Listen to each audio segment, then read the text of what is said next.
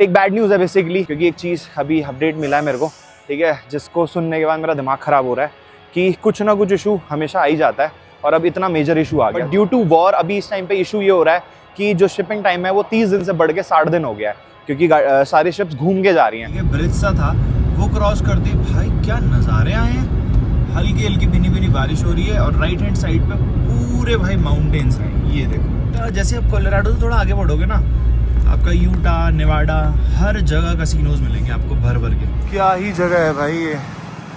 तो चारों तरफ पहाड़ है, इस तरफ छोटा सा टाउन है और बीच में ये फ्यूल स्टेशन बना रखा है। अभी एक रील शूट करने के लिए मैं यहाँ पे रुका था, बढ़िया नज़ारे थे भाई। ये देखो, फिर मेरी नज़र गई इसके डिफरेंशियल ऑयल पे, फिर से लीक होने लग गया भाई। हमारी थार और हम दोनों पहले इंडियन बन चुके हैं भाई, जो यहाँ तक पहुँच गए इंडियन गाड़ी ले गए। सीरियसली भाई।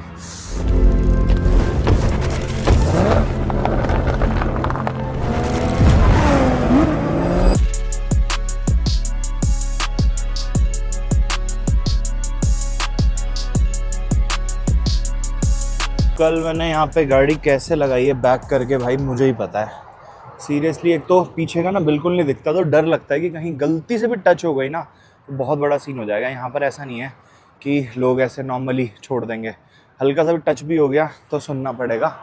बाकी भाई निकल रहे हैं, मौसम काफ़ी सुहाना है। ये वाला ट्रक स्टॉप था जिस पे मैं आके कल रात को स्टे कर रहा था। इससे पहले 2 ट्रक स्टॉप मैंने देखे, बट वहाँ पर जगह भी नहीं थी। अभी भी देखो ट्रक आ रहे हैं और निकल रहे हैं, क्योंकि जगह नहीं। यह वाली जो खड़ी हुई है ना ट्रक्स, ये वैसे ही टेम्प्रेरी खड़े करने के लिए, ऐसा नहीं ओवरनाइट स्टे करने के लिए। बाकी इधर है सारे मेन जो पार्किंग है, ट्रक की पार्किंग्स। बट एक स्पेस जो आपको खाली दिख रही है इस टाइम पे, ये भी इस टाइम खाली हुई है, ये कल खाली नहीं थी। चलो भाई निकलते हैं। बाकी हम लोग we are all set to leave. सारा सामान वगैरह मैंने रख दिया है, अभी अंदर ऐसे ही छोड़ दिया, क्योंकि आज भी हम लोगों को लंबी ड्राइव करनी है। इसको लॉक कर देता हूँ एक बार। So hello guys, welcome back to the channel. एक बार फिर से आपका स्वागत है नमस्ते अमेरिका सीरीज की एक और नई वीडियो में, sponsored by OneWin। Right now I am in Nebraska state of USA. Nebraska आपका सेंट्रल यूएसए में, नॉर्थ अमेरिका में। अगर आप मैप पे देखोगे तो सेंटर में पड़ता है, ठीक है। और यहाँ से मैं निकल रहा हूँ भाई यूटा की साइड। यूटा में हमारी जो डेस्टिनेशन है वो है मोआब। उसके पहले एक डेस्टिनेशन हमने जो चूज़ की थी कल, वो थी डेनवर, कोलोराडो में। कोलोराडो में डेनवर अभी बीच में पड़ेगा, बट मैं वहाँ नहीं रुकने वाला हूँ। क्यों नहीं रुकने वाला हूँ, उसके पीछे एक बहुत ही मेजर रीज़न है भाई। एक बैड न्यूज़ है बेसिकली। मैंने कल शायद आप लोगों को बताया था लास्ट व्लॉग में, कल शाम से ही मैं दिमाग ख़राब हो रखा है, क्योंकि एक चीज़ अभी अपडेट मिला है मेरे को, ठीक है, जिसको सुनने के बाद मेरा दिमाग ख़राब हो रहा है कि कुछ ना कुछ इशू हमेशा आ ही जाता है और अब इतना मेजर इशू आ गया, जो कि मैं अभी आपको गाड़ी में बैठ के एक बार बताता हूँ। पहले इसको लॉक करके निकलें। कोल्ड स्टार्ट भी नहीं करी मैंने अभी तक गाड़ी। हाँ जी, बढ़िया बढ़िया। हाँ जी, दिल्ली बाय रोड। ओके, इसको करते हैं भाई पहले कोल्ड स्टार्ट। और टेम्परेचर अगर दिखाऊँ आपको तो 13 डिग्री हो रहा है इस टाइम पे, ठीक है। और सुबह, ये तो इंडियन टाइम है वैसे, 21:52 इंडियन टाइम के हिसाब से। और यहाँ पर अभी हो रहे हैं भाई, ओ भाई रेंज भी कम है। हाँ, कल मैंने फ्यूल अप नहीं कराया था। इसका एक बार विंडशील्ड साफ़ करता हूँ, कोल्ड स्टार्ट होने देते हैं, तब तक आप लोगों को अपडेट बताते हैं, ठीक है। करते हैं कुछ करते हैं। तो भाई अपडेट ये कि हाँ, जो मेरा कारनेट है, कारनेट की वैलिडिटी एक्सपायर होने लग रही है, ठीक है। और ये चीज़ मेरे को बिल्कुल ध्यान नहीं था। कारनेट मेरे माइंड में था कि मेरे पास वैलिडिटी है, बट जो हमारे साथ चाइना में हुआ, जिसकी वजह से टाइम वेस्ट हुआ, उसके बाद जो हमारे साथ शिपिंग में जो टाइम लग गया था ज़्यादा, यूके से कनाडा, उसके बाद फिर इसका जो हिच वगैरह था, जिसके चक्कर में फिर मैंने कनाडा भी स्किप किया था आगे का पार्ट, जो वैसे वो बोरिंग भी था, वो रीज़न भी था, बट मेरा कारनेट भी इशू था। बट अब मैं अगर कैलकुलेट, क्योंकि मुझे लग रहा था 1 महीना शिपिंग टाइम है, क्योंकि मैंने पता कर लिया था, बट ड्यू टू वॉर अभी इस टाइम पे इशू ये हो रहा है कि जो शिपिंग टाइम है वो 30 दिन से बढ़ के 60 दिन हो गया है, क्योंकि सारी शिप्स घूम के जा रही हैं, जिस रीज़न की वजह से अब मेरे को गाड़ी इंडिया में पहुंचानी पड़ेगी कारनेट की एक्सपायरी डेट से पहले। ये लास्ट ऑप्शन बचा है मेरे पास। और भी 1-2 ऑप्शंस हैं। पहला ऑप्शन उन्होंने मुझे ये दिया था कि मैं यहाँ से इंडिया फ्लाई करके जाऊँ, वहाँ पर कारनेट रिन्यू कराऊँ और फिर कारनेट वापस से मंगाऊँ, और फिर अपना क्या नाम है, उस कारनेट के बेसिस पे मैं यहाँ से शिपिंग बुक करूँ, ठीक है। तो ऑब्वियसली भाई ट्रिप बीच में से छोड़ के मैं यहाँ से इंडिया नहीं जाने वाला हूँ, ठीक है। ऊपर से मैं हूँ भी अभी नेब्रास्का में या अपना कैलिफोर्निया, या तो मुझे न्यूयॉर्क जाना पड़ेगा, जो कि मैं बिल्कुल भी इंटरेस्टेड नहीं हूँ करने के लिए। दूसरा ऑप्शन ये था मैं यहाँ से कुरियर करूँ अपना कारनेट और वहाँ से आए, बट मेरे को कुरियर पे इतना ज़्यादा बिलीव है नहीं, ठीक है। और कुरियर यहाँ से करूँ, वहाँ पर फिर वो जाए, फिर वो स्टैम्प हो, फिर वहाँ से वापस से कुरियर आए, इन सब में कम से कम 20-25 दिन निकल जाएंगे, क्योंकि यूएस से इंडिया कुरियर जाना इतना जल्दी नहीं हो पाता, टाइम लगता है। तो लास्ट ऑप्शन फिर मेरे पास यही बच रहा था कि जो मेरी ट्रिप है अभी नेक्स्ट 20 दिन के आसपास, ठीक है, उसको मैं थोड़ा सा कम करके और 15 दिन में करूं, मतलब 4-5 दिन में बेसिकली कम कर दूं, जिस रीजन की वजह से अब जहां पर मुझे 2-3 दिन रुकना था, जैसे कि यूटा में, मोआब में मैं 3 दिन रुकने वाला था, मैं यहाँ पे सिर्फ 1 या 2 दिन रुकूंगा। मतलब ऐसा नहीं है मैं कोई चीज स्किप कर रहा हूँ, बट ये चीज है कि अब थोड़ा सा मेरे को फास्ट पेस पे चलना पड़ेगा। इसी रीजन की वजह से कल भी मेरे दिमाग में आ रहा था कि चल थोड़ा सा एक्स्ट्रा ड्राइव कर लेते हैं, और उसके बाद अब मैं डेली बेसिस पे 1-2 घंटा एक्स्ट्रा ड्राइव कर लूंगा, सो दैट जो ये 4-5 दिन का डिस्टेंस है ना अपना ईस्ट कोस्ट से वेस्ट कोस्ट तक, वो थोड़ा जल्दी कवर हो जाए, क्योंकि भाई वो बहुत डिफिकल्ट है 4 दिन तक कंटिन्यूसली। अगर मैं आप लोगों को बोलूं कि ट्रेलर के साथ जिसमें आप अपना पिकअप इतना अच्छा नहीं पकड़ सकते हो, या फिर हाईवे पे इतना अच्छा स्पीड नहीं मेंटेन कर सकते हो, उसके बाद आप लोगों को 4000-5000 किलोमीटर जाना है ना, तो बहुत डिफिकल्ट हो जाता है। जिस रीजन की वजह से मैंने सोचा कि चल ठीक है, डेली बेसिस पे 1-2 घंटा मैं एक्सटेंड करता हूँ अपनी ड्राइविंग का। बट कोई दिक्कत नहीं है यार, ऐसी छोटी मोटी प्रॉब्लम्स आती रहेंगी।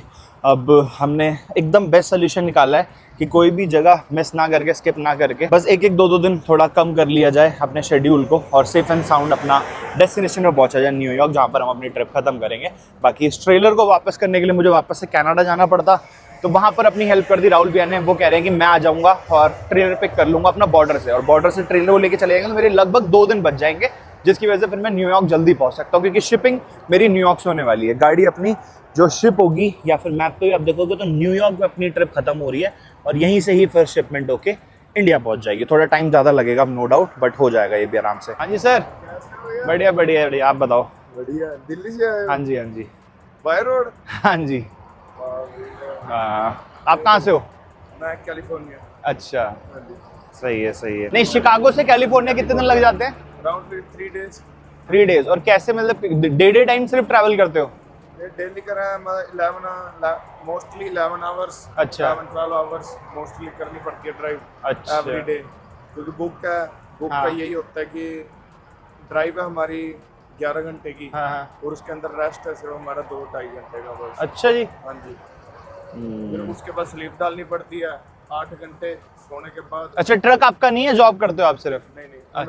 अच्छा अच्छा, ओके, सही है सही है। नहीं, मेरे को भी जैसे मैं अभी निकला हूँ ना शिकागो से, ओके। तो अब मेरे को शिपिंग का थोड़ा इशू आ गया, वही मैं बता रहा था अभी। तो अब मुझे गाड़ी शिप जल्दी करनी पड़ेगी, तो मैं ये कैलिफोर्निया का शायद से थोड़ा प्लान रैप अप करके यूटा से या फिर लास वेगस से ही वापस आ जाऊंगा। तो कितने दिन लग जाएंगे लास वेगस से न्यूयॉर्क? 4 दिन। न्यूयॉर्क तक गाड़ी पे 80 की स्पीड आके।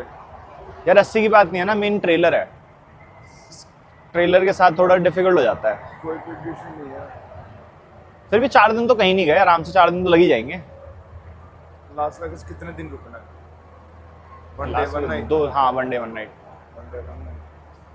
लास वेगस ड्राइव कह रहा हूँ मैं, सिर्फ ड्राइव अगर लास वेगस से न्यूयॉर्क की देखूंगा 4 दिन तो हो ही जाएंगे।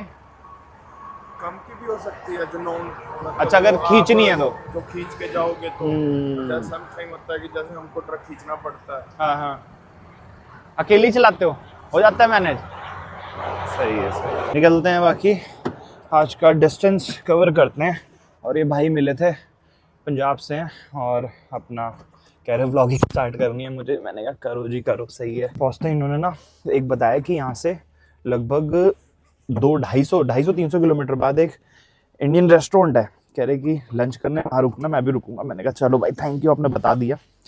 रास्ते में फिर मुझे रुक के बनाना नहीं पड़ेगा कहीं, या फिर कुछ ढूंढना नहीं पड़ेगा, सबवे पे नहीं काटना पड़ेगा दिन। चलो जी, लेट्स गो। अरे यार, इनसे बात करते करते मेरे दिमाग से निकल गया, विंडशील्ड साफ़ करनी थी। चलो कोई नहीं, अभी जब फ्यूल अप कराने रुकना है मैंने, अभी 10-15 किलोमीटर में ही कोई भी फ्यूल स्टेशन आएगा तो वहाँ पर कर लेंगे साफ़।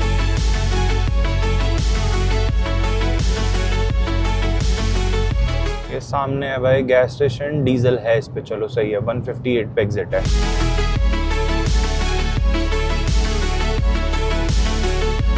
अरे यार, लेफ्ट जाना पड़ेगा डीजल के लिए। कोई नहीं, चलो, चाहिए भी डीजल, ऐसा भी नहीं कि स्किप करके आगे निकल जाऊं। पास ही है बट आई थिंक, हाँ ये लेफ्ट में ही है, आके फटाफट हाईवे चढ़ जाएंगे फिर।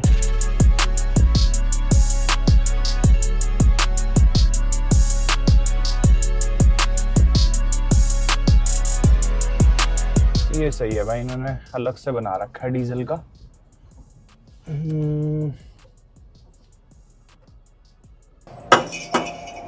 Thank you. देखना भाई पेट्रोल पंप पे ये बेटिंग की मशीन्स लगा रखी हैं। यहाँ पे रुक के कौन खेलता होगा भाई। Diesel on number 5, $80। यूएस में ना ऐसे छोटे छोटे को हर फ्यूल स्टेशन में मिलेंगे, बहुत ही रेयर कोई फ्यूल स्टेशन दिखेगा जिस पे नहीं है, और ये तो सबसे छोटा है, ये मान लो। ऐसे बहुत ह्यूज होते हैं, बड़े बड़े एकदम सुपरमार्केट टाइप, जैसा कि कल आपने देखा था वहाँ पर सब्जियाँ तक मिल रही थी भाई। तो ट्रकर्स वगैरह कम रुकते हैं ऐसे पे, अगर आप देखो कि छोटा होता है, ठीक है, ज़्यादातर उनकी टैंक भी बड़ा होता है तो वो लोग बड़े फ्यूल स्टेशन पे ही रुकते हैं। बट ऐसे छोटे स्टोर्स पे भी अच्छा खासा आपको सब मिल जाएगा सामान। लेफ्ट हैंड स्टार्ट फ्यूलिंग हो गया ना? हाँ हो गया स्टार्ट। नहीं यार, क्या सिस्टम रहता है यार इनका। ऐसे हो गया। अच्छा वही कल वाला इशू, ये इनका पता नहीं क्या होता, समझ नहीं आता। ये अपने आप आता नहीं ऊपर, मैनुअली ऊपर करो, वैसे अपने आप हो जाना चाहिए। हो गया स्टार्ट। अरे विंडशील्ड भी चमका ली है भाई पूरी, और बारिश होने लग रही है अब धीरे धीरे। देखो सही है। चलो आज फर्स्ट टाइम बारिश में ड्राइव करते हैं भाई ट्रेलर के साथ। कल रात में ना ऐसे सिंगल लेन रोड आई थी भाई, अंधेरे में इतना मुश्किल हो रहा था ड्राइव करना। सामने से बैक टू बैक ट्रक्स आ रहे थे, लो बीम पे भी ऐसा लग रहा था कि आंखों में चुभ रहा था, और दोनों हाथ से स्टीयरिंग व्हील टाइटली पकड़ के फिर मैं कम से कम 80-90 किलोमीटर आया था। बट डे टाइम पे इतना इशू नहीं होता, क्योंकि अगर आप यहाँ देखोगे ना तो व्हाइट लाइन के साइड में भी अच्छा खासा स्पेस देते हैं, मतलब बहुत ही अच्छा खासा स्पेस है, और यूजुअली ये देखने को मिलता नहीं है। अगर मैं किसी और कंट्री की बात करूँ, यूएस कनाडा में मैंने नोटिस किया है, अगर आप प्रॉपर 4 लेन 5 लेन हाईवे पे भी ड्राइव कर रहे हो ना राइट मोस्ट लेन में, तो उसके साइड में भी अच्छी खासी स्पेस देते हैं वो। जहाँ पे आपने देखा होगा कल, या फिर मैं उसके पहले भी 1-2 बार रुका हूँ व्हाइट लाइन के उधर, तो वैसे वो रुकने के लिए भी होता है। और उसके अलावा अगर गाड़ी हल्की फुल्की थोड़ी बहुत मान लो साइड भी चली जाए, व्हाइट लाइन भी चली जाए, ऐसा कुछ इशू नहीं होता। बट वही कोशिश करनी चाहिए कि सेंटर ऑफ द लेन में ड्राइव करो। रीजन बीइंग पीछे ट्रेलर है तो वो लेफ्ट और राइट में थोड़ा थोड़ा निकला हुआ है बाहर, तो अगर सेंटर में नहीं ड्राइव की, जैसे कि मेरी पहले आदत नहीं थी, मेरी हल्की सी आदत थी कि मैं राइट वाली लेन के ना थोड़ा क्लोज चलाता था, तो ट्रेलर पीछे राइट लेन में चला जाता था। बट इसीलिए मैं कोशिश करता हूँ सेंटर में ही ड्राइव करूँ, और साथ ही साथ अपना राइट मोस्ट लेन में ही करूँ, ताकि एटलीस्ट एक लेन मेरे पास सेफ रहे। सिर्फ लेफ्ट लेन का ध्यान देना है मुझे। बाकी लेफ्ट राइट में भाई ऐसे खेत आने लग गए हैं, ब्राउन ब्राउन एकदम। बारिश भी होने लग रही है, और काफ़ी देर से हो रही है बारिश वैसे तो। और जैसे जैसे मैं स्टेट टू स्टेट क्रॉस करता जा रहा हूँ ना, वैसे वैसे थोड़ा सा लैंडस्केप चेंज होता जा रहा है भाई। नेब्रास्का में देखा है मैंने ये, और अब इसके बाद में जब एंटर करूँगा यूटा में तो एकदम ही ड्राई हो जाएगा। यूटा में आपने देखे होंगे ग्रैंड कैनियंस वगैरह, जो रेड सॉइल होती है बेसिकली, तो पूरा यूटा ये मान लो वैसा ही है। तो जो डेस्टिनेशन हमारी मोआब, मैंने इसीलिए चूज़ की थी क्योंकि आप देखते हो ना विंडोज़ पे XP के जो वॉलपेपर पे भी आती हैं 1-2 फोटोज़, वो मोआब की भी है। मोआब की तो नहीं, यूटा की बोलूँगा, ठीक है। यूटा की भी 1-2 पिक्चर्स हैं, काफ़ी देखा होगा आप लोगों ने, बट शायद कुछ लोगों को नहीं पता होगा कि वो मोआब में है। तो मोआब में चल के बढ़िया ट्रेल्स वगैरह दिखाएंगे आपको। लो जी लो, सामने वापस से कंस्ट्रक्शन वाली रोड हो गई है शुरू, और हम लोगों को एग्जिट लेना है 0.7 माइल्स पे। लगभग 1 किलोमीटर बाद एग्जिट है हमारे रेस्टोरेंट के लिए। जो रेस्टोरेंट उन भाई ने बताया था, एक बार देखते हैं वो भाई हैं भी यहाँ पे कि नहीं है, क्योंकि वो कह रहे थे कि मैं वेट करूँगा वहाँ पे। मैंने कहा सही है, चलो। बड़ी जल्दी पहुँच गए, पता नहीं चला। अभी इंस्टाग्राम पे मैं लाइव आया था, तो बढ़िया 1-1.5 घंटा निकल गया, पता भी नहीं चला। मतलब लाइव तो वैसे में आधा पौना घंटा ही था, बट फिर भी सही है। देखते हैं भाई, चलो खाते हैं यहाँ पे खाना, उसके बाद फिर आगे निकलेंगे। भाई साहब इतनी कंट्रीज चला गया मैं, पहली बार मैंने लाइफ में कहीं पर रेस्टोरेंट को ढाबा लिखा हुआ देखा है। ये देखो भाई, यहाँ पे लिखा हुआ है पंजाब में पंजाबी ढाबा। भाई साहब प्रॉपर पंजाबी ढाबा है मुझे लग रहा है, और खाना भी पंजाबी स्टाइल ही मिलेगा। चलो जी, यहाँ पे लगाते हैं अपना ट्रेलर, बट लगाएं कहाँ, समस्या लगाने की है। यहाँ पर है जगह थोड़ी, यहाँ ही ऐसे करके लगा देता हूँ। नहीं अब ठीक है, पूछता हूँ एक बार इनसे जाके अंदर की पार्किंग सही है कि नहीं है। प्रॉपर पंजाबी ढाबा है भाई, प्रॉपर जिसे कहते हैं ना, एकदम वैसा ही। ये देखो अंदर भी फील भी बैठ के इंडियन वाली आ रही है। सारे ट्रकर्स हैं जो बैठे हुए हैं, और इनका मेन्यू अगर मैं दिखाऊं तो ये देखो, स्पेशल थाली, मटर पनीर, साग, बैगन का भरता, चने और कड़ी पकौड़ा, इनमें से कुछ भी चाहो आप वो ऑर्डर कर सकते हो। तो मैंने थाली मंगा ली है। उसके अलावा ऑप्शन सब कुछ था, मेन कोर्स वगैरह में। साइड में इन्होंने वैसे स्टोर बनाया हुआ है जैसा मेरे को दिखा था परसों। तो इंडियन चीज़ अगर कुछ चाहिए हो तो अभी चल के मैं एक बार नज़र मार लूँगा। बाकी देखते हैं खाना खा के उसके बाद। लो भाई आ गई अपनी थाली, रायता और ये पनीर की कोई डिश है, यहाँ साग है और रोटी। पहली बार साग खा रहा हूँ भाई मैं आउट ऑफ इंडिया। चलो जी, बढ़िया खाना खा लिया भाई। और यहाँ पर ट्रक ड्राइवर्स देखो, इतने ट्रक खड़े हुए हैं, सारे इंडियन ट्रक ड्राइवर्स अंदर खाना खा रहे हैं। बढ़िया स्टॉप था।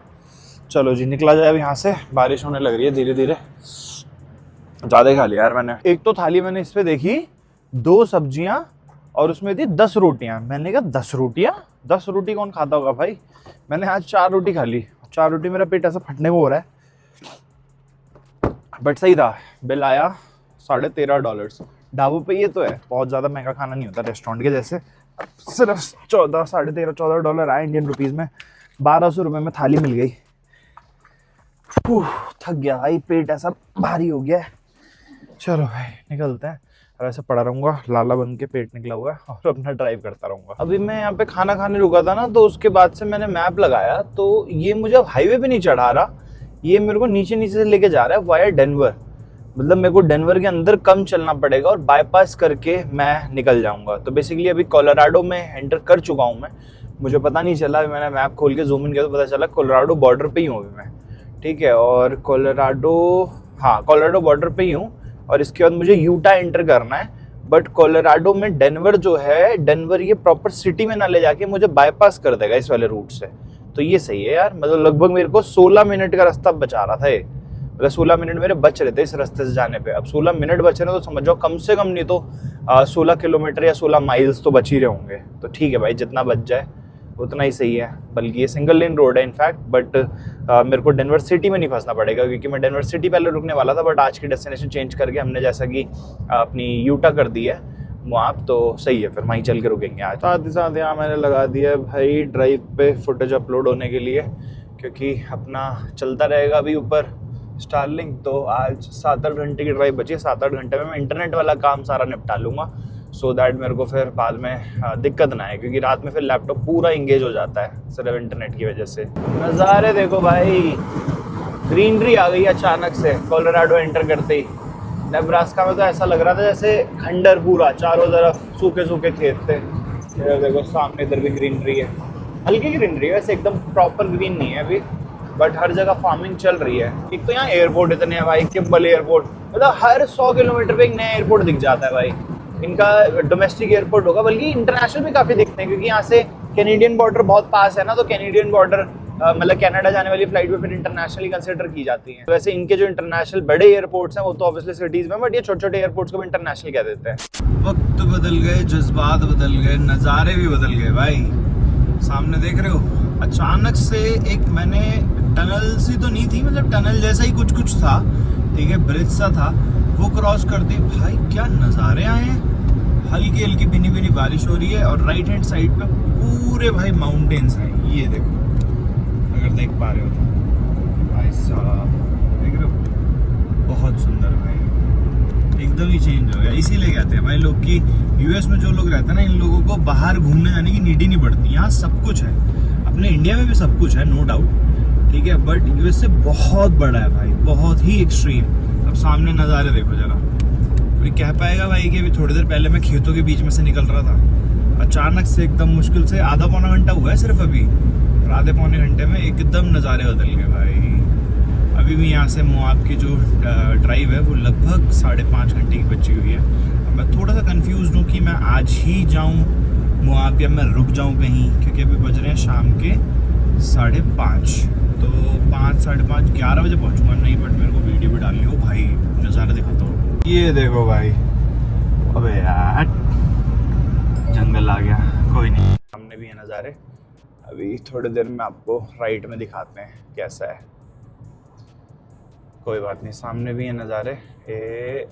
बस ये जंगल ख़त्म होने दो, बढ़िया व्यूज़ दिखाते हैं। ओके, लो जी, ये देखो, क्या बात है भाई, मज़ा आ गया।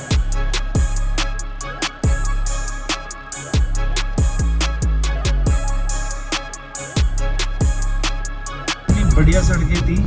अब अभी थोड़ी देर पहले मैं मन में सोच रहा था, मैंने कहा यार कोलराडो की अलग इमेज बनाएगी मेरे माइंड में अगर ऐसी ही सड़कें मिली आगे तक तो। बट जैसे ही बोला 1 टर्न लिया पहाड़ी का, वैसे ही भाई यहाँ रोड क्लोज, कंस्ट्रक्शन वर्क वही है। मतलब लेफ्ट में अगर आप देखोगे तो क्रेन्स वगैरह लगी पड़ी हैं, और जो पीछे रोड मैंने देखी ना आपको दिखाने लायक थी, बट इतनी जल्दी मैं कैमरा ऑन नहीं कर पाया। रीजन बीइंग वो एकदम ही ढलान थी और बहुत तेज हो गई अचानक से गाड़ी, 110 पे पहुंच गई थी भाई।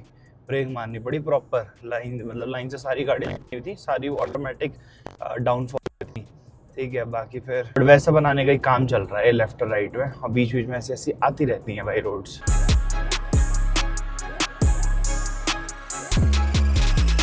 भाई मैंने तो अभी मैप देखा और मैप पे पता चल रहा है कि अभी भी 350 माइल्स दूर है भाई।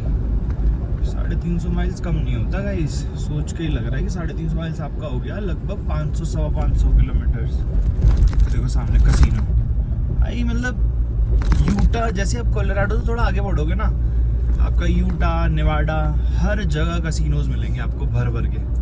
खासकर नेवाडा में तो हर गली मोहल्ले, हर गाँव में भी घुस जाओगे वहाँ पे भी कसीनो। तो मैं वही कह रहा था कि भाई 350 माइल्स कम नहीं होते, तो मुझे लग रहा है कि मैं आज यूटा नहीं खींच पाऊँगा। वीडियो डालनी है वरना तो फिर खींच भी देता। थकान हो रही है आज, पता नहीं क्यों।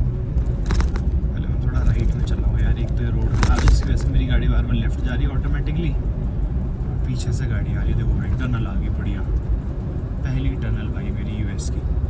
हाँ भाई, कनाडा यूएस में अभी तक कोई टनल नहीं एक्सपीरियंस की मैंने। वो जो था उसके वाले ब्रिज था, बड़ी छोटी सी है, तो पत्थर काटा हुआ है भाई पूरा। ये देखो सामने ना पत्थर है, पहाड़ी काट के पूरी निकाली हुई। उन्होंने सोचा को घुमा के क्या करना, बीच में टनल बना देता, क्योंकि अभी पूरा रास्ता जो मैंने देखा ना गूगल मैप्स पे, वो गोल है। तो इसका मतलब है कि अब जितना भी डिस्टेंस बचा है हमें पहुंचने में यूटा, वो पहाड़ी है। अभी गूगल मैप्स पे जो मैंने देखा था ना, पूरा रास्ता पहाड़ी बचा है। टोल क्लोज्ड है क्या? हाँ शायद से टोल नहीं है भाई, बच गए भाई पैसे थोड़े से। बट हाँ, मैं वही बोल रहा था कि जो यूटा है वो भी पूरा पहाड़ी है। ठीक है, तो अभी मैं रास्ता देख रहा था मैप्स पे, तो यहाँ से यूटा का डिस्टेंस भी गोल ही है। तो जो सामने आपको दिख रहा है ना, ये लेफ्ट राइट सेम ऐसा रास्ता ही है। इंडियन हॉट स्प्रिंग्स, लो इंडियन फूड है यहाँ पे भी, हमें नहीं खाना वैसे, बट स्टिल ठीक है। तो सही है, बोर नहीं होंगे बाहर। भाई क्या व्यू है यार, लेफ्ट और राइट साइड में छोटी छोटी नदियाँ बह रही हैं बढ़िया। ठीक है, ट्रक गाड़ियाँ सब जा रही हैं।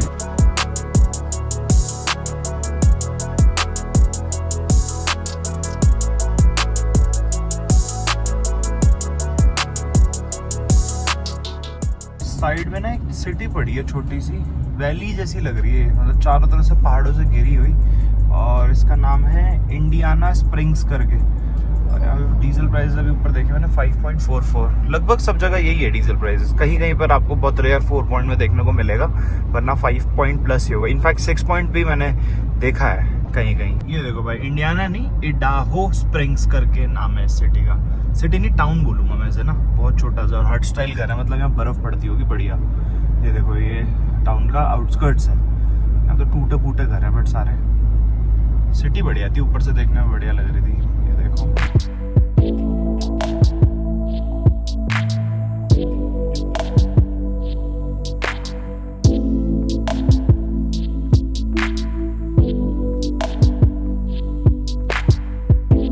इतने प्यारे नज़ारे हैं, और विंडशील्ड हो रखी है गंदी। मैंने कहा पहले इसको उतर के एक बार साफ किया जाए भाई, क्योंकि न्यूज़ नहीं आए जब तक आप लोगों को, तब तक फायदा क्या भाई। ओके,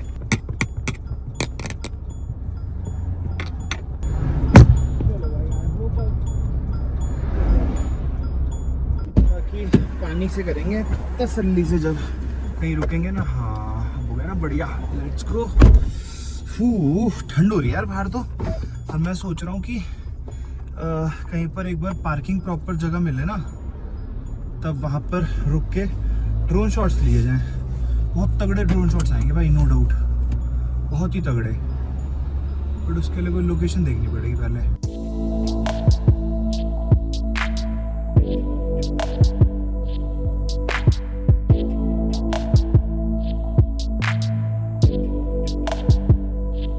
ये मिल गई भाई बढ़िया जगह, ये स्टॉप ओवर ही है, पीछे बोर्ड था यहाँ से उड़ाते हैं बढ़िया ड्रोन। Let's go.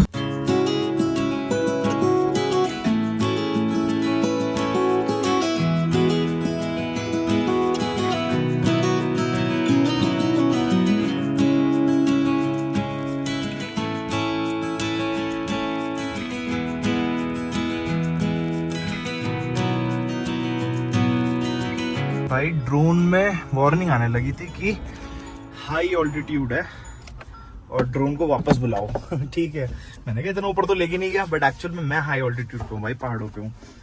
ये नहीं पता मैं कितने मीटर्स पे हूँ, ठीक है, बट ड्रोन थोड़ा ही ऊपर जाता है, हाई ऑल्टीट्यूड बोल रहा है तो ऑब्वियसली अच्छे खासे ऑल्टीट्यूड पे हो। ठंड के हिसाब से बताऊँ तो भी मुझे अच्छा खासा ऑल्टीट्यूड लग रहा है। चलो यार निकलते हैं, पहले गाड़ी पीछे और लग गई भाई एक दो।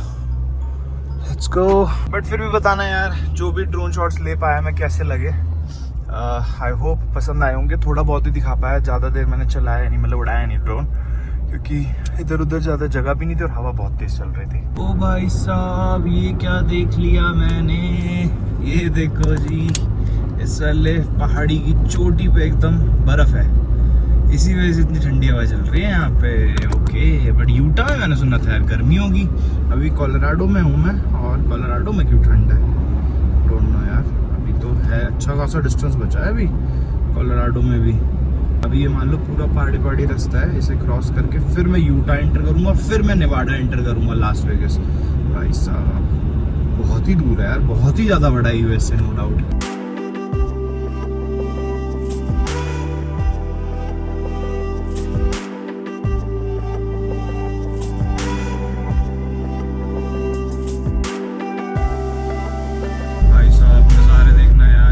जगह नहीं है गाड़ी लगाने की, मतलब ये वाइट लाइन के उधर है, बट ये टेम्परेरी बेसिस पे लगाने के लिए होता है, जहाँ पे मेरे को भाई कितना सुंदर लग रहा है यार लेक के साथ। यहाँ हो जाता ना यार, ड्रोन शॉट मिल जाते हैं, मज़ा ही आ जाता। सामने बर्फ, ग्रीन पहाड़, मेरे ऑपोजिट में ब्राउन पहाड़, साथ में बीच में झील है। ओहो, कितने सुंदर नज़ारे हैं भाई। कोई नहीं, चलो ऐसे ही कर लो यार, चला लो काम इससे। एक जगह मिली है भाई, लिटरली मेरे पास टाइम कम है, बट स्टिल आई वांट कि मैं आपको ड्रोन शॉट्स दिखाऊं यहाँ से। यहाँ पे जगह है, यहाँ पर रुक के भाई ले लेना, 10 मिनट ही लगेंगे।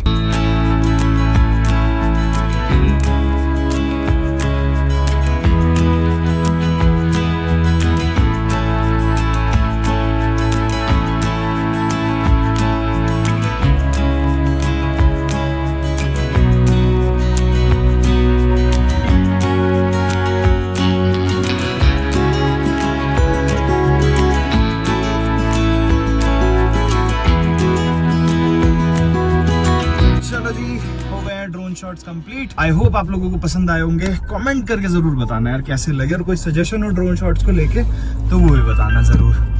चलो निकलते हैं यार, इसका पहले फ्यूल अप कराते हैं यार। 60 किलोमीटर की रेंज रह गया। 2 बार रुकने से ना कम से कम मेरा 40-45 मिनट का तो नुकसान हुआ है, बट अगर वर्थ इट शॉट्स आए हों, जो कि मैं रिकॉर्डिंग में देखूंगा म्यूजिक के साथ, तो मज़ा आ जाएगा। ये लो भाई, राइट में फ्यूल का आ गया है एग्जिट। लेट्स सी, राइट में है कि लेफ्ट में है? लेफ्ट में है, बट डलवाना पड़ेगा यार। 60 किलोमीटर की रेंज बची है, और इसके बाद पता नहीं कहाँ मिलेगा। सामने देखना आरवीज खड़ी है भाई। ये लोग आरवीज में ही रहते हैं क्या? इतनी ढलान पे आ तो गए हम, चढ़ेगी कैसे ये वापसी? Let's go.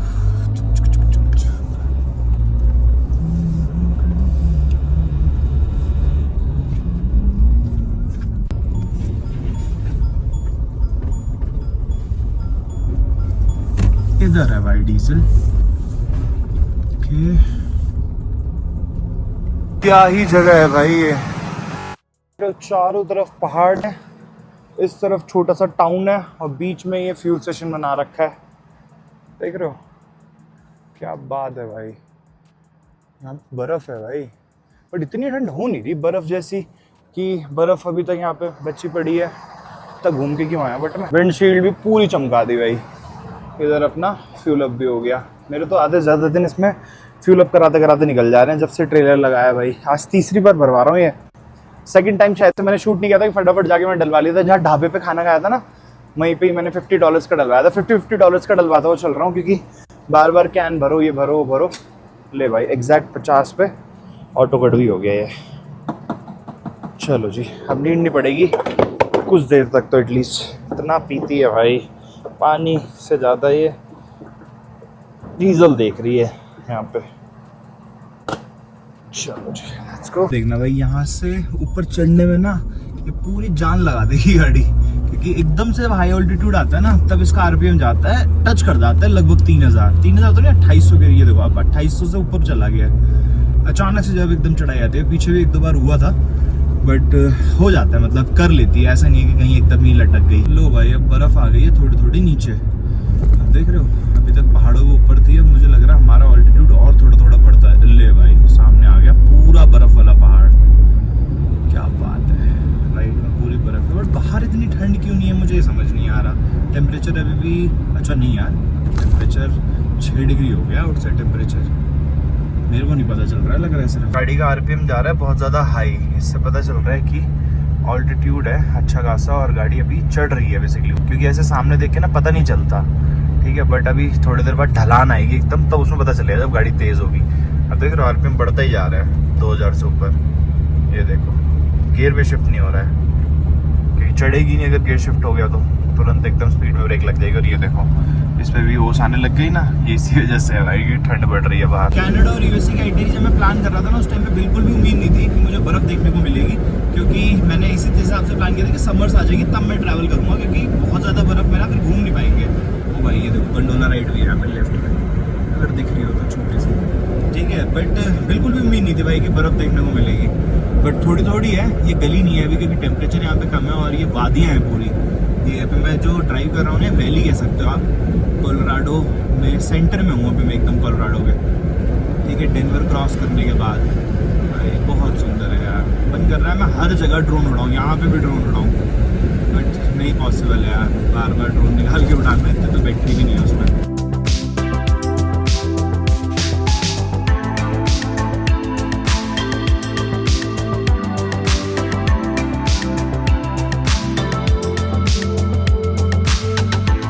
भी एक रील शूट करने के लिए मैं यहाँ पे रुका था, बढ़िया नज़ारे थे भाई, ये देखो। फिर मेरी नज़र गई इसके डिफरेंशियल ऑयल पे, फिर से लीक होने लग गया भाई, इसका कुछ नहीं कर सकते और अब तो बहुत तेज़ हो रहा है ऐसा लग रहा है। चलो यार निकलते हैं। फिलहाल भाई बीच में मैंने एक छोटा सा ब्रेक लिया, बहुत सोचा कि रुकूँ ना रुकूँ, बट मैंने कहा यार ये व्यूज़ कैप्चर करने के लिए रुकना पड़ेगा, भले मैं ड्रोन ना उड़ाऊँ बट एटलीस्ट आपको नज़ारा तो दिखाऊँ सीरियसली भाई। और हमारी थार और हम दोनों पहले इंडियन बन चुके हैं भाई, जो यहाँ तक पहुँच गए इंडियन गाड़ी ले गए, सीरियसली भाई। ठंडी, लेट्स गो भाई लेट्स गो। बहुत ही अच्छा फील हो रहा है। अभी तो मैं थोड़ा सा लो सा फील कर रहा था जैसे ही मैं एंटर हुआ था ना कोलोराडो में, मैंने कहा इतना दूर आ गया यार, कहाँ सुना था अभी तक डेनवर कोलोराडो, बट आज यहाँ पे गाड़ी चलाते हुए बहुत अच्छा लग रहा है। Let's go. ये टनल है भाई, ईज ओवर टनल, और काफ़ी लंबी टनल है मुझे लग रहा है ये, ठीक है। और कुछ अलग तरीके की है, फर्स्ट टाइम ऐसा कुछ देख रहा हूँ मैं। अंदर से अगर आप देखोगे ना यूजुअली सीमेंटेड या अलग तरीके का रहता है, बट ये स्टील की है, पता नहीं किस चीज़ की प्लेट्स लग रही है, मेटल है पूरा चारों तरफ से, और चौकोर है भाई टनल, गोल होती है ना जैसे सी शेप, ये नहीं है। फिर मैं तो स्पीड लिमिट में भी ड्राइव कर रहा हूँ, बट ये पीछे वाला हॉर्न क्यों मार रहा है जब से, पता नहीं। 40 पे चल रहा हूँ आराम आराम से फिर भी। ये एक छोटा सा टाउन पड़ा है भाई सिल्वर थॉर्न नाम का, ठीक है, बट मेरे को वहाँ पर टूरिस्ट इन्फो सेंटर ऐसे करके कुछ लिखा तो हुआ था, यहाँ पर पार्किंग होनी चाहिए, एक बार देखना पड़ेगा। आई थिंक यही है क्या? ओके, यहाँ पे तो आरवी की पार्किंग्स नहीं है यार। हो अब क्योंकि रुकने का टाइम आ गया है भाई, थकान हो गई ज़बरदस्त वाली। एक मिनट है तो यार, बट यहाँ पर ये नाइट स्टे के लिए देंगे कि नहीं देंगे वो देखना पड़ेगा एक बार।